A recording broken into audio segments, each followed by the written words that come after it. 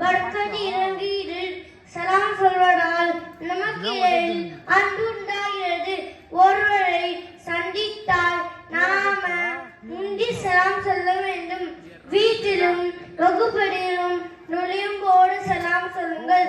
அல்லாஹ் தஆலா நாம் அனைவருக்கும் சலாம் சொல்லக்கூடிய பாக்கியத்தை தருவானாக. ஆமீன். அஸ்ஸலாமு அலைக்கும் வரஹ்மத்துல்லாஹி வபரகாத்துஹு. வலைக்கும் ஸலாம். வாங்க இக்ராம்.